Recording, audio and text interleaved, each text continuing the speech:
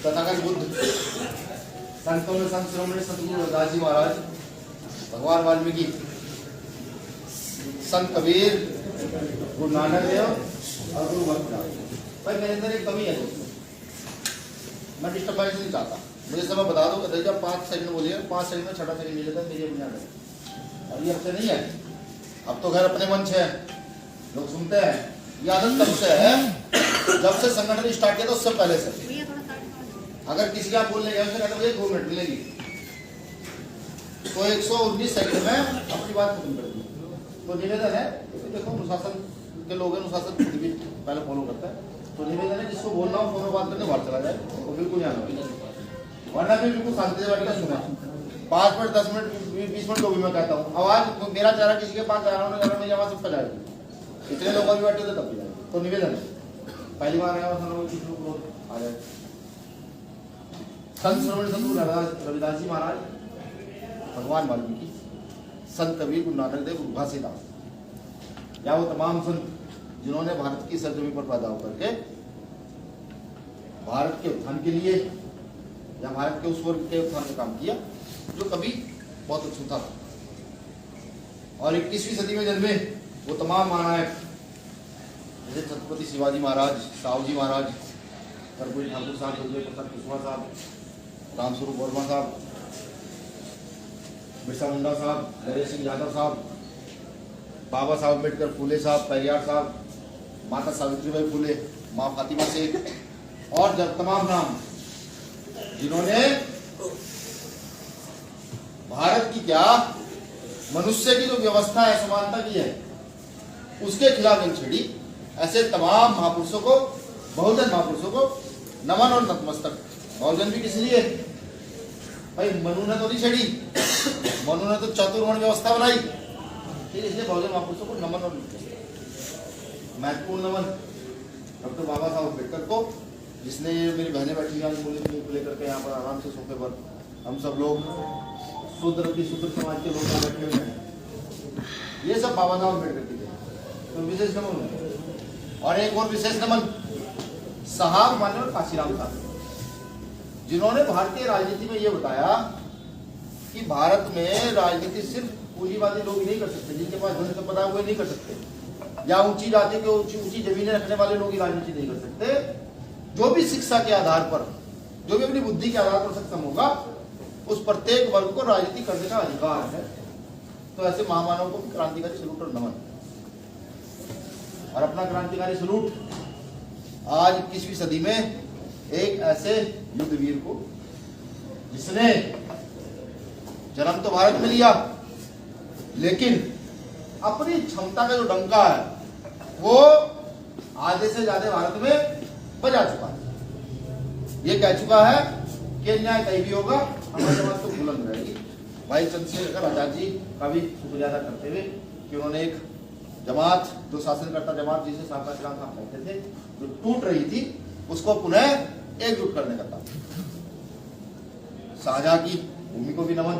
और आप सब साथियों का शुक्रिया, आप सब लोगों ने इतने कम समय में यहाँ बुलाया, जिसका फोन चला वो साइलेंट पहले कर दीजिएगा।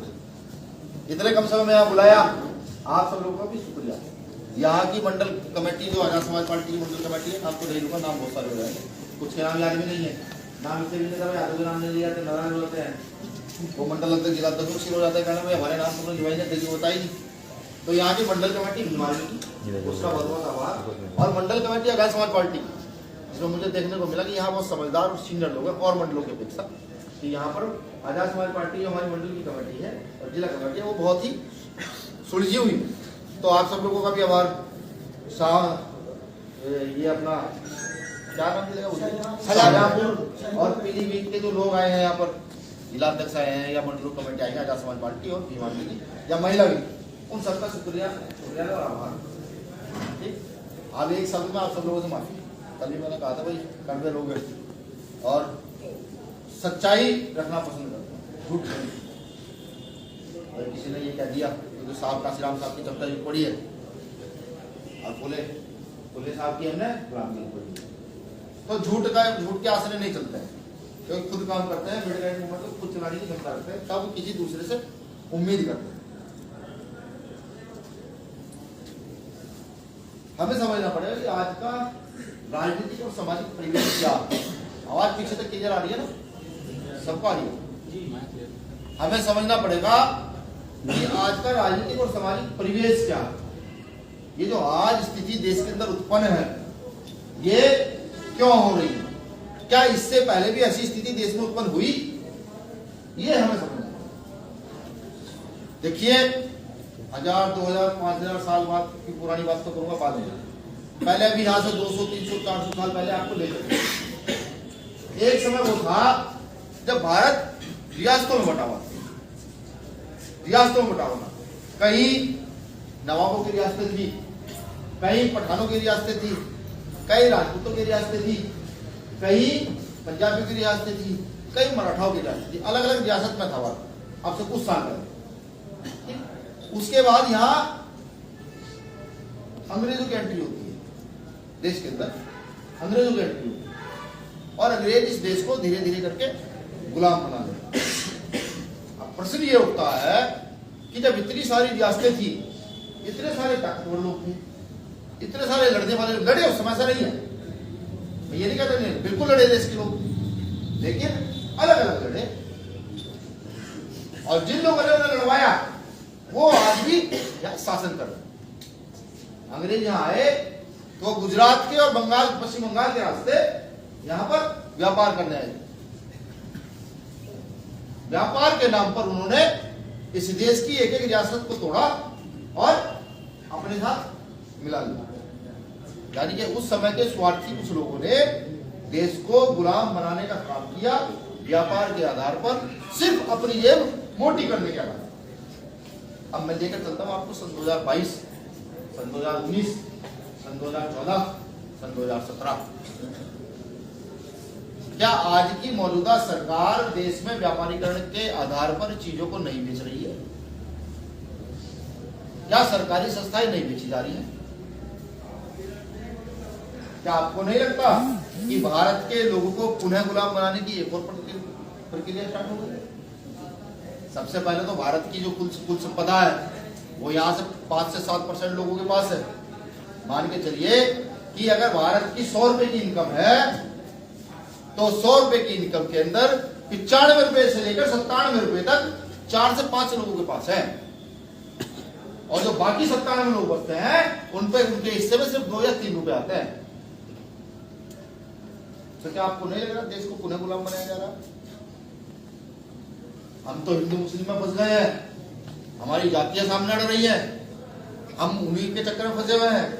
हम मोदी जी की जय जयकार कर रहे हैं, हम कभी किसी की जय जयकार कर रहे हैं, लेकिन इस ओर हमारा ध्यान नहीं जा रहा है। हमें अपना ध्यान भेजना पड़ेगा, क्योंकि अपने इतिहास को याद कीजिए। यहाँ कौन लोग होंगे? यहाँ ज्यादा से ज्यादा अल्पसंख्यक हो सकते हैं। अल्पसंख्यकों में बहुत पारसी, मुस्लिम, सिख, ईसाई यही हो सकता है। यहाँ अनुसूचित जाति के लोग, यहाँ मैं ये कहूँ यहाँ छूत होंगे, यहाँ बैकवर्ड क्लास के लोग होंगे, या फिर अगर मैं सारे शब्दों को हटा दूं और मनुष्य वृत्ति पर चले जाऊं, शास्त्रों पर चले जाऊं, तो यहाँ शूद्र अति शूद्र समाज के लोग बैठे हुए हैं सारे। यहाँ को ब्राह्मण क्षत्रिय बस से नहीं होगा, ये सारे शूद्र और अति शूद्र समाज के लोग हैं। और इनका इतिहास ये कहता है, चाहे लड़ाई आजादी की रही हो, चाहे लड़ाई उससे पहले रही हो, इन्होंने हमेशा देश के लिए अपने आप को कुर्बान किया, बिल्कुल किया। आज भी वही लड़ाई है, आज भी वही समाज का।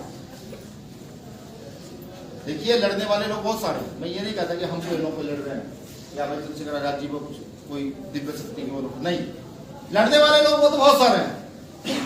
लेकिन ऐसे कितने लोग हैं जो इस देश में समझौता नहीं कर रहे, जो लड़ाई के नाम पर मजबूती से सिद्धांतिक तौर पर लड़ रहे हैं, फूले साहब की तरह लड़ रहे हैं, अंबेडकर साहब की तरह लड़ रहे हैं। ऐसे देश में सिद्धांतिक लोग कितने हैं समझिए। और ये जान लीजिए कि अगर ये देश पुनः गुलामी की ओर गया तो जिस समाज को मैं शूद्र कह रहा हूं उसकी स्थिति भयानक होगी, भयानक। टीपू सुल्तान का नाम सुना किसने? टीपू सुल्तान ने सबसे पहले लड़ाई शुरू कर दी, सबसे पहले भारत में। लेकिन उसने एक काम और किया था, दक्षिण भारत में शूद्रों की महिलाओं को स्तन ढकने का अधिकार नहीं था, इससे ऊपर कपड़े पहनने का अधिकार नहीं था। वो अधिकार टीपू सुल्तान ने लड़के दिलवाया था। आज आपने देखा आरएसएस टीपू सुल्तान को गद्दार बनाने में लगी हुई है। वो राजा था उस समय, उसका शासन था और एक शासनकर्ता को जो करना चाहिए उसने उस समय किया था, अधिकार दिलाने का। तो हमें समझना पड़ेगा कि तो लड़ाई लगातार चल रही है। आज भी आदमी कार्यकर्ता भी यहां होंगे। मैं उनसे जानना चाहता हूं, क्या आपसे 3 साल 4 साल 5 साल पहले आपकी हिम्मत थी कि आप किसी एसओ के एसएसपी के सामने खड़े हो जाए या अपनी बात कर ले? आप में हिम्मत थी कि आप रिपोर्ट दर्ज करा दें? आज तक तो जरूर था कि आप दौड़े दौड़े नेताजी के पास जाते थे, नेताजी हमारी रिपोर्ट दर्ज करा दीजिए। उसके लिए आपको सुविधा शुल्क भी देना होता था और अपने पूरे दिन की मजदूरी छोड़नी पड़ती थी। क्या आज ऐसा है? आज तो कोई घटना घटित हो जाती है, हमारे जिलाध्यक्ष, हमारे विधानसभा अध्यक्षों के फोन पर मुकदमा दर्ज हो जाता है। बताइए ऐसा होता है नहीं होता? होता है ना। जहां मुस्लिमों को सिर्फ इसलिए पीटा जा रहा हो तो मुसलमान है, खूब मारा जा रहा हो। आज वहां में कोई विपक्ष मजबूती से खड़ा है तो उसका नाम भीम आर्मी है। जब किसी मुस्लिम के साथ भी गलत होता है तो भीम आर्मी सामने खड़ी होती है, जाकर कहती है यहाँ के प्रशासन को कि ये देश किसी के बाप की जागीर नहीं है, इस देश में हर धर्म के लोगों का खून सम्मिलित है। तो उनके लिए भी आवाज कौन उठाता है?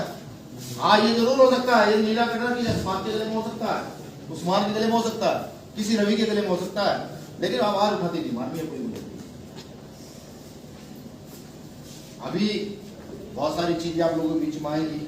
चुनावी दौर है, सब जानते हैं, 5 साल में 3-4 बार चुनाव आते हैं, अब भी चुनाव है। हमने भी एक राजनीतिक दल का निर्माण किया है। भाई हमने तो गलत शब्द कह लिया, हमने क्या हमने नहीं किया।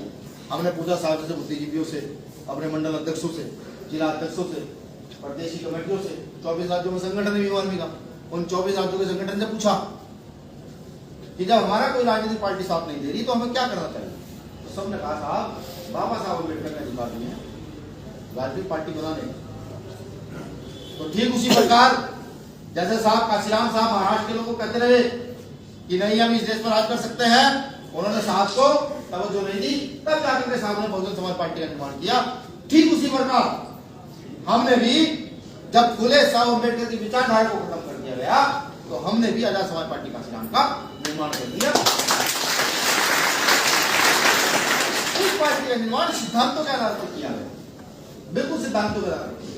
साहब ने कहा था 15 छोड़ 85 रोड, साहब ने कहा था 15 छोड़ 85 रोड। इसका सही शब्द साहब ने जो कहा था वो तो मैं कह नहीं सकता। चुनाव आयोग, चुनाव का टाइम है, सब लोग कहते हैं भीम आर्मी वाले आकर फिर पता नहीं क्या क्या चले गए। तो साहब ने ये कहा था 15 छोड़ 85 रोड। साहब ने वो इसलिए कहा था कि 15% समाज के लोगों के पास भारतीय धर्मपना है, उनसे पहले बराबरी की लड़ाई लड़ी जाए। जो जाति के आधार पर, धर्म के आधार पर, लिंग के आधार पर समाज को अछूता बनाए हुए, उनसे पहले लड़ाई लड़ी जाए, अपनी हिस्सेदारी सुनिश्चित कर दी जाए। ठीक, देखिए एक बात समझ लीजिए, अगर एक भाई के पास 10,000 रुपए और एक भाई के पास 1 रुपया नहीं है, उन दोनों में झगड़ा हो रहा है, तो वो 10,000 रुपए जिसके पास है, चाहे गलती क्यों ना हो, सजा उसको मिलेगी, जिसके पास कुछ नहीं है, उसके पक्ष में लोग नहीं। तो हम यही चाहते हैं जो गैर बराबरी है पहले ये समान हो और फिर फैसला किया जाए इस देश की जंगल जमीन में किस किस वर्ग का हिस्सा है।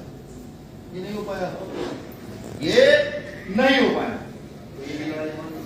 तो साहब ने कहा था 15 छोड़ 85 रोड, लेकिन हमारी आज की मौजूदा पार्टी ने उस नारे को बुला करके विचारधारा को साइड में कर करके खुद को स्थापित करने के लिए पूरी पूरी व्यवस्था को छिन्न-भिन्न कर दिया, पूरी व्यवस्था को बदल दिया। हम उस व्यवस्था को पुनः स्थापित करेंगे, ये सब जानते हैं। ये भारत के साथ साथ और जो आसपास के देश लगता है, जहां पर कोई भी भारतीय रहता है, विश्व में किसी जात किसी धर्म का एक भी भारतीय कहीं रहता है, वो भीम आर्मी में रहता है। भीम आर्मी को जानता है, जब वो भीम आर्मी को जानता है तो वो भीम आर्मी के लोग काम करते हैं, तो ये भी जानता है। तो हम वही फुले साहब अम्बेडकर की विचारधारा को स्थापित करने के लिए पुनः इस देश के अंदर बहुजनों का राज स्थापित करेंगे और पूरी ताकत से करेंगे। सब जानते हैं कि जितनी लड़ाई भीम आर्मी ने लड़ी है, तो एक लड़ाई बताइए जिसको हमारे 2 अप्रैल की लड़ाई लड़ी, जीते गुरु रविदास जी महाराज जी की लड़ाई लड़ी जीते, जहाँ छोटी छोटी लड़ाई है रोज लड़ते हैं, जो बड़े पैमाने की चीज का लड़ाई लड़ी है उनको हम जीत कर लड़ते हैं, और हम कमजोर लोग हैं। अब ये कहने लगे समाज के लोग या समाज पार्टी के लोग कमजोर, आप व्यवस्था कम हो सकती है भाई, किसी पे 4 पहिए का वाहन हो, 2 पहिए का होगा, किसी पे 2 पहिए का ना हो तो साइकिल होगी, वो भी ना हो तो पैदल होंगे, इतना तो हो सकता है, लेकिन मानसिक तौर पर हम कमजोर नहीं है, शैतानी लोग बिल्कुल भी कमजोर नहीं है। तो लड़ाई बहुत महत्वपूर्ण है, अब समझना पड़ेगा, क्योंकि चुनावी दौर है, चुनावी दौर में हमें धोखे दिए गए, मान लीजिए तो ठीक है, अच्छी बात, खाली धोखे नहीं। हम बार बार कहते रहे कि व्यवस्था बदलने के लिए, व्यवस्था बदलने के लिए जो है सबका साथ होना जरूरी है, लेकिन जहां अच्छे लोग हैं वहां पर चीजों को तोड़ने वाले लोग बहुत सारे, नई चीजें मानी गई तो चुनाव लड़ने का फैसला ले लिया गया। ये किसी अडानी अंबानी के दम पर नहीं लिया गया, ये किसी पूर्व मुख्यमंत्री के दम पर नहीं लिया गया, ये लिया गया है भीम आर्मी और आजाद समाज पार्टी के कार्यकर्ताओं के दम पर, जो लगातार लड़ाई लड़ते आ रहे हैं पिछले 5 साल से। बहुत सारे लाठी, बहुत बार हम पर लाठी चार्ज हुई, काफी बार जेल गए, ऐसे हमारे ना जाने कितने कार्यकर्ताओं को लाठी चार्ज हुई, तो कितने मुकदमे हम पर। तो ये फैसला लिया गया कि अब लड़ाई जो है मजबूती से लड़ी जाएगी। फिर ये सोचा गया कि जैसे हम हैं ऐसे ना जाने कितने सामाजिक संगठन उत्तर प्रदेश के अंदर होंगे जो न्याय के लिए लड़ते होंगे, ऐसी और भी राजनीतिक पार्टियां होंगी जो न्याय के लिए लड़ती होंगी। तो पूरे क्षेत्र में, क्योंकि टीम हमारे पास बहुत है, उस पूरी टीम को खोज निकाली गई, तो लगभग 40-50 पार्टियां अब आपके साथ हैं, आपके साथ 40-50 पार्टियों ने अपना सहयोग दिया है, समर्थन दिया, कहा है कि हम भाई चंद्रशेखर आजाद के करने को मजबूत करें।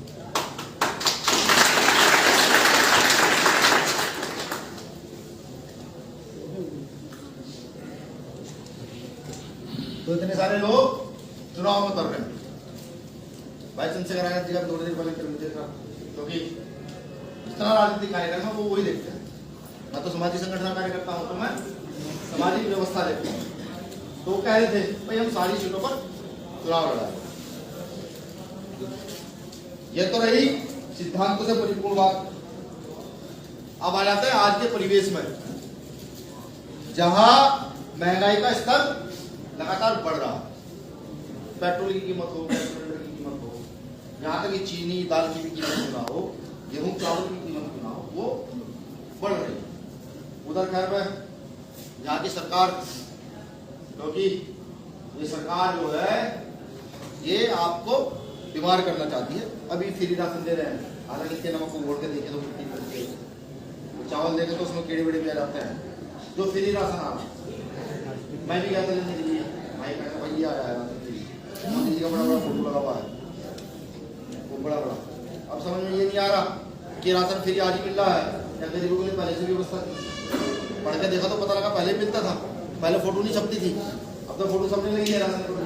हमें तो लग रहा है कल चावल जो हम खाएंगे उसमें मोदी जी का फोटो ना दिखे, दूरबीन से देखना पड़ेगा चावल के हमारे मोदी जी का हो सकता है। ऐसा हो जाए भाई, कोई बड़ी चीज थोड़ी है, चावल के दाने पर नाम लिख देते हैं ना, सर मोदी जी का फोटो भी नहीं सकता, एक दाना चेक करेंगे जिसमें मोदी जी की फोटो हुई वो चावल का दाना देशभक्त, और जिस पर उसकी फोटो ना हुई वो चावल का दाना देशद्रोही। नॉर्मल सी बात है।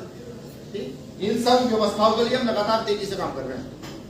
बिल्कुल हम अल्पसंख्यक समाज के लिए नए कानून की व्यवस्था भी कर रहे हैं, ऐसी व्यवस्था करेंगे। जो मॉब लिंचिंग है, लोगों को मारा जा रहा है ना, जो देश में मुसलमानों को पीटा जा रहा है, मस्जिदें तोड़ी जा रही है, चर्च गिराया जा रहा है बिना किसी कारण के। कारण क्या भाई, जितना अधिकार यहाँ मंदिर निर्माण का है, जितना अधिकार यहाँ मस्जिद निर्माण का भी है, चर्च निर्माण का भी है, ये कॉन्स्टिट्यूशन में है। इसका अधिकार हमें कोई देता है तो डॉक्टर बाबा साहब अम्बेडकर देते हैं कि भारत में रहने वाला प्रत्येक नागरिक किसी भी धर्म को मान सकता है। उसको तोड़ा जा रहा है। हमारी बहुत सारी लड़ाई है, प्रमोशन आरक्षण की हमारी लड़ाई, हमारे अधिकारी जो सिर पर पुलिस के जो अधिकारी थे सिर पर कैप लगा देते, उनको उठा करके सिपाही बना देगा। तो जो इंजीनियर थे उनको बाबू बन गए, जो पीसीएस थे वो इंस्पेक्टर की रैंक में आ गए। तो समझिए इनकी व्यवस्था क्या है। ये लड़ाई आज से नहीं चली आ रही, अब मैं लेके चलूंगा हजारों साल पीछे। अच्छा, किसी ने पुष्पमित्र सिंह का नाम सुना? किसने सुना? हाथ मार बताओ, मैं तो जान लूं। अच्छा, और राजा भद्रथ का नाम किसने सुना है? वो अशोक वाली लाइन, बिंबिसार, चंद्रगुप्त मौर्य, ये सब लोग इसका नाम सुना है ना? अब मेरा एक सवाल है आपसे, क्या आपकी व्यवस्था में पुष्पमित्र सिंह नहीं बैठ गया है?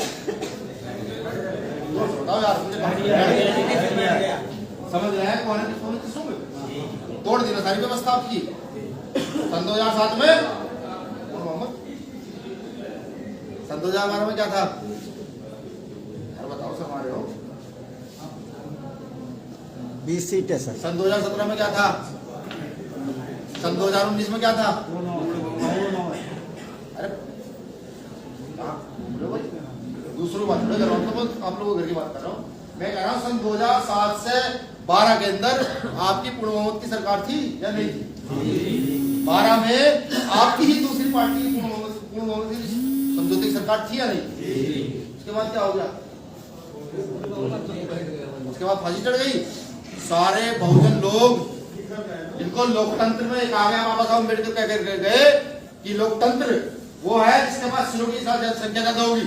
रानी के पेट में तो चक्कू मार दिया है, अब लोकतंत्र में राजा अपने अंगूठे से पैदा करो। वो सारे लोग चले गए, दोनों तरफ आकर पुष्पमित्र सिंह बैठ गए, और जिस सचिव से लड़ाई है गैर बराबरी की, उसको स्थापित कर दिया। अभी मनुस्मृति को पूरे द्वारा स्थापित किया जा रहा है। मनुस्मृति समझते हैं क्या?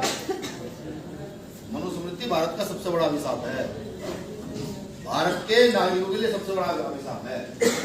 का व्यक्ति है, ये भीम आर्मी का कार्यकर्ता है, जिसको सब लोग मिलकर मंजूरी से चुनाव करें और चुनाव लड़ाइए और जिता कर बैठिए।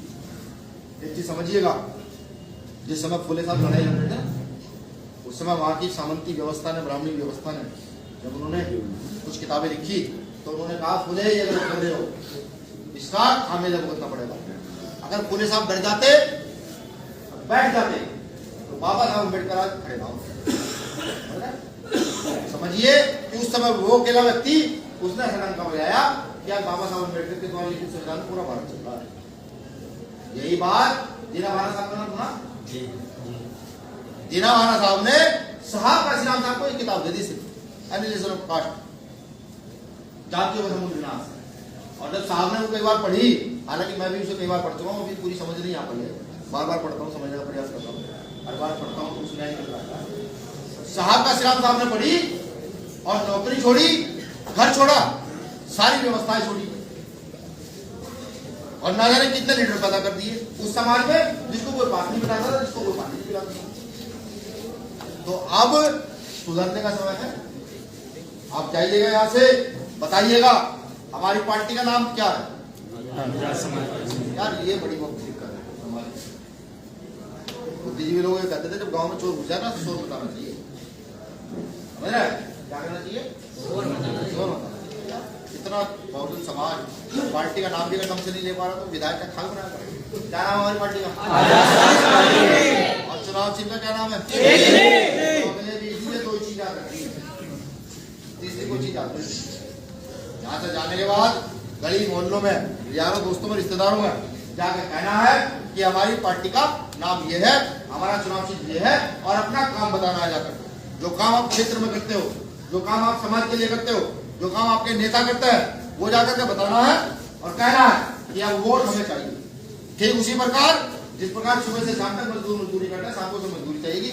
मेरा भी लाइव के माध्यम से लोगों से, भारत के लोगों से निवेदन है, जो शोषित पीड़ित है, जिनके लिए हमारी लड़ाई है, उनसे निवेदन, जब हम काम आपके लिए रात दिन लगातार कर रहे हैं तो अब हम ये काम संवैधानिक तौर पर विधानसभा संसदों में बैठकर करना चाहते हैं।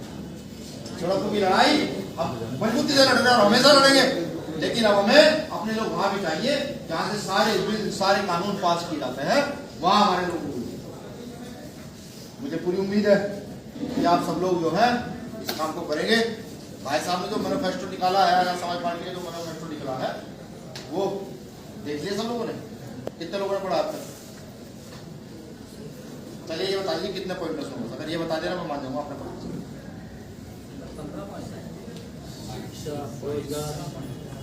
क्या बताया भाई? 22 22 पॉइंट है उसके अंदर, और 22 के 22 पॉइंटों को पढ़ लिया ना हमने, कुछ नहीं छोड़ा है, कुछ भी नहीं छोड़ा है। ये लोग जो बड़े राजनीतिक मगरमच्छ हैं वो उन पॉइंटों से ही लिखे हुए हैं। अब भाई ये चंद्रशेखर नाम के व्यक्ति ने कर क्या किया है, ये आजाद समाज पार्टी के पॉइंट, अगर इनकी सरकार आ गई और इसने पॉइंट ये लागू कर दिया वाकई, तो भविष्य में दूसरे की सरकार नहीं आ पाएगी। इतना मजबूत लिखा है, उसको सब लोग पढ़े, उसको जाकर बताएं, और बताने के बाद अपनी व्यवस्था स्थापित करें। दूसरा कि जिस यूथ की भागीदारी प्रत्येक राजनीतिक दल ने खत्म कर दी, आज सारे राजनीतिक पार्टियों को मजबूर होना पड़ा है यूथ को हिस्सेदारी देने के लिए। अब देखते नहीं आप, कोई सी पार्टी है भाई वहां के युवा देखो कहाँ है, पहले युवा देखे जाते थे सिर्फ काम कराने के लिए, बैंक में पोस्टर लगाने के लिए, अब युवा ढूंढे जाते हैं नेता बनाने के लिए। ये डिमांड तो मुझे पूरी उम्मीद है कि तमाम हमारे साथी पीलीभीत, शाहजहांपुर, बरेली, चौथा जिला कौन सा आता है, बदायूं, तमाम हमारे साथी इस मंडल को मजबूत करेंगे।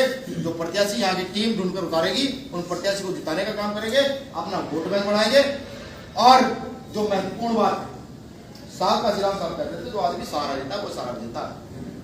सहारे का मतलब समझिएगा क्या होता है, सहारे का मतलब होता है जो सहारा आपको पंचायत के चुनाव में दिया जाता है शाम के समय।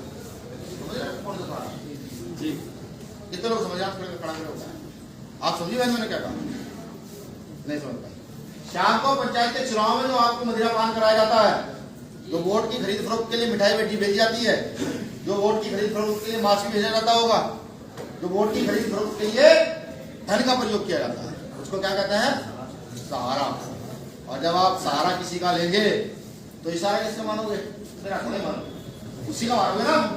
तो सिद्धांतिक अगर हो, जमीन अगर जिंदा है और ये चाहते हो कि यहाँ व्यवस्था परिवर्तन हो और जो यहाँ पर जिनकी संख्या ज्यादा है उनका राज स्थापित हो, फूले साहब अम्बेडकर की विचारधारा वाले लोग इस देश पर काबिज हो, इस देश को पुनः सोने की चिड़िया बनाए, तो 20 दिन किसी का सहारा मत लीजिएगा। सहारा देने आए ना तो उससे पूछना कि जब सीए एनआरसी की लड़ाई हो रही थी तो तुम्हारे नेता कहाँ थे, उससे पूछना जब हाथरस में रेप हुआ तब तुम्हारे नेता कहाँ थे, उससे पूछना जब गोरखपुर में हत्या हुई, जब इलाहाबाद में हत्या हुई तब तुम कहाँ थे, उनसे पूछना सन 2017 में जब सहारनपुर हुआ था तब तुम कहाँ थे।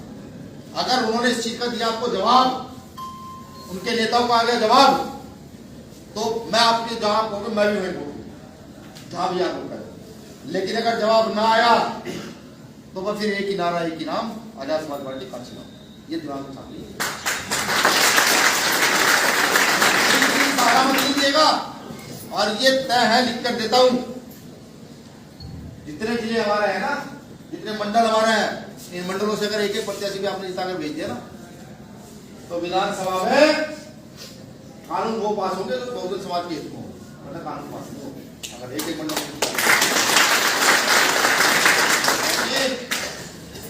इनके नेता मजबूत होता है ना, उसका कार्यकर्ता अपना मजबूत हो जाता है। ठीक, डरते किसी से है नहीं, कर्ज किसी का है नहीं। बहुत कई बार बीजेपी के लोगों ने जांच करा ली है, कोई फर्क असर नहीं पड़ा, बिकने वाले हैं नहीं, अब तक नहीं बिके। जब मौत सामने खड़ी थी तब नहीं बिके। अब तो आप सब लोगों का सहयोग इतने सारे चेहरे बैठे हुए जो लगातार हाथ रात दिन छाव करते हैं, हमें देख देख कर कुछ होता है, तो अब तो बिकने को सवाल नहीं होता।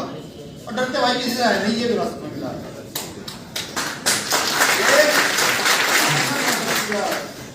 मुस्लिम भाइयों से मेरा कहना है, ये इतिहास पढ़िए, मुस्लिम समाज सदैव उसके साथ रहा है जिसने मुस्लिम समाज का संरक्षण किया, इस्लाम को रक्षित किया है।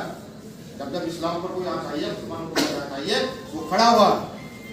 और मैं उनसे पूछता हूँ कि मौजूदा समय में जाके सवाल कीजिए ना कि अब सीएनआरसी था, जब मुस्लिम पीटे जा रहे थे, तब मॉब लिंचिंग हो रही थी, तो कौन सी पार्टी का राजनेता निकल के सड़क आंदोलन कर रहा था? किस नेता का मुकदमा है फिलहाल के समय पर? ये जो सरकार रही है पिछली 17 से 12 तक की, इस 17 से 12 तक के कार्यकाल में यूपी में सबसे ज्यादा मुकदमे किस नेता के पास है सड़क आंदोलन करने की? तो एक ही नाम है, चंद्रशेखर राठौर, दूसरा नहीं है। ये अगर आपके सवालों को जवाब दे पाए ना, तो भाई सीधी सी बात।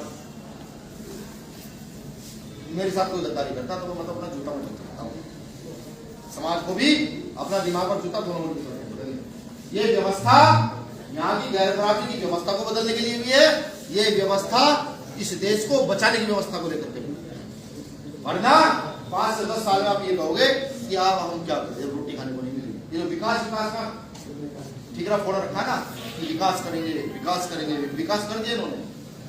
हिटलर नहीं करे, आपसे 5 साल के बाद 7 साल के बाद सिर्फ आपको अगर रोटी मिल जाएगी तो आपको लगेगा कि विकास हो रहा है। सिर्फ आपको रोटी तक सीमित किया जाएगा, ये आने वाला वक्त है। तो मुझे पूरी उम्मीद है, मैनिफेस्टो को पढ़िए जिसमें शिक्षा और चिकित्सा की बात की गई है, उच्च क्वालिटी प्रत्येक वर्ग के लिए, किसी जाति धर्म के लिए नहीं, भारत के प्रत्येक वर्ग के लिए शिक्षा और चिकित्सा की व्यवस्था की गई है, और वो भी फ्री। और तमाम चीजें जिनके लगातार आंदोलन चल रहे हैं, जैसे शिक्षा मित्र बेचारे लगातार आंदोलन करते रहते हैं, जैसे आंगनबाड़ी की बहनें लगातार परमानेंट होने के लिए क्या कुछ उनका वेतन बढ़ जाए उसके लिए आंदोलन करती रहती है, जैसे भोजन माताएं जो प्राइमरी स्कूल में भोजन जिनको दिया जाता है वो आगे थोड़ी सी उनको उनकी तनख्वाह बढ़ जाए, परमानेंट हो जाए, उसके लिए आंदोलन करती रहती है। ठीक ऐसी तमाम चीजें जिनको गैर सरकारी किया जा रहा है, जैसे सफाई कर्मचारी सुबह उठता है, शाम तक काम करता है, रात को 10-11 बजे घर जाता है, ठेकेदारी पर फंसे थे, उसको नियमितीकरण की मांग। ठीक जैसे महंगाई का स्तर जिस कदर से बढ़ रहा है, मजबूती से बढ़ रहा है, उसको कैसे शोध किया जाएगा उसकी मांग। जैसे हमारे किसान भाई हैं, बिजली के बिल के नाम पर इतने % किसान है कि ना जाने कितनी आत्महत्या हुई है बिजली के बिल के, उसको फ्री करने की मांग सरकार हम लोग करेंगे। दूसरा, ये कृषि प्रधान देश है, ये कृषि प्रधान देश है, ये फैक्ट्री प्रधान देश नहीं है। ये शायद यहाँ की गवर्नमेंट, मौजूदा सरकार, माननीय मुख्यमंत्री महोदय, माननीय प्रधानमंत्री महोदय भूल गए। ये कृषि प्रधान देश है, जहाँ कृषि करने वाले लोगों को छूट दी जानी चाहिए थी, वहाँ विजय माल्या जैसे लोगों को कई हजार करोड़ लेकर भाग जाते हैं, और अंबानी जैसे, अडानी जैसे लोगों के कई हजार करोड़ के बिल माफ नहीं कर ना। मेरा वो बाकी नहीं, ये तो हुआ है, आप पढ़िएगा न्यूज़ में निकाल करके आपको मिल जाएगा। तो हम किसानों को बीज हम तो चाहते हैं कि अगर हम सरकार में आ जाए तो उन किसानों को बीज फ्री दे दिया जाए, बिना ब्याज का पैसा दिया जाए। उनके जितने उपकरण है, ट्रैक्टर से लेकर के हाइड्रोलिक तक, हल तक, सब चीजों की आधी सब्सिडी कर दी जाए। भाई किसान को आधी सब्सिडी में सब चीजें मुहैया कराएंगे, ये देश उन्नत नहीं होगा।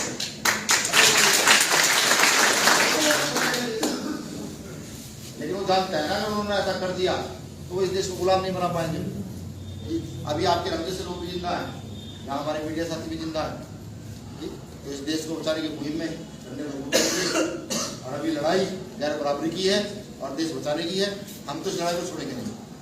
कहते हैं अगर कोई ये कहता हो, यहाँ की मौजूदा सरकारें या संघ परिवार ये सोच बैठा हो कि वो दोबारा से देश को गुलाम कराएगा, जिसने कभी अपने मुख्यालय में तिरंगा नहीं लहराया वो इस देश को गुलाम कराएगा। जिसके महापुरुष उस समय जब भगत सिंह फांसी चढ़ रहे थे वो वहां भी भाग रहे थे, वो सोचता है कि दोबारा भगत सिंह अशफाकुल्लाह यहाँ पैदा करने की कोशिश कर नहीं है। जैसे लोग हैं उससे पहले अशफाकुल्लाह खां और भगत सिंह और उधम सिंह, चंद्रशेखर आजाद उससे पहले खुद ही बन जाए दिखाकर देश के समझ बिल्कुल पढ़े लिखे लोग हैं। तो मुझे पूर्ण उम्मीद है, निवेदन भी आपसे कि आप डोर टू डोर जाकर प्रचार करेंगे, भाई चंद्रशेखर आजाद का प्रचार करेंगे, पार्टी का प्रचार करेंगे, पार्टी के चुनाव चिन्ह का प्रचार करेंगे। और अगर कोई स्वर्ण मानसिकता का व्यक्ति भी जो हालांकि हमसे काफी दूर सकते हैं, इसलिए कि हम बराबरी का, वो भी अगर आपसे सवाल करे तो उससे ये जरूर पूछना आपने अब तक गलत क्या किया, ये जरूर पूछना। वो सिर्फ आपको ये तो कह सकता है नहीं जी तुम जाति की बात करते हो, नहीं जी तुम जाम लगा देते हो, नहीं जी तुम मुकदमे करा देते, ये तो कह सकता है। लेकिन वो ये नहीं कहेगा आपको कि आपने कभी किसी बेटी के साथ गलत किया, कभी ये नहीं कहेगा आपको आपने कभी किसी के ऊपर अन्याय किया, ये नहीं कहेगा। और ये चीजें समझ रही है, अब समाज जान रहा है, भारत की जनता, उत्तर प्रदेश की जनता जान रही है कि अब चीजें बदल रही हैं, अब नौजवानों का युग है, बिल्कुल युग है। तो मुझे पूरा निवेदन है कि आप सब लोग मजबूती से इस कार्रवाई को आगे बढ़ाएंगे मजबूती चीजों को स्थापित करेंगे, अपनी पार्टी का नाम जन बच्चे तक पहुंचाएंगे, अपने चुनाव चिन्ह का नाम जन बच्चे तक पहुंचाएंगे और यहाँ से सीटें निकाल कर देंगे। जय हिंद।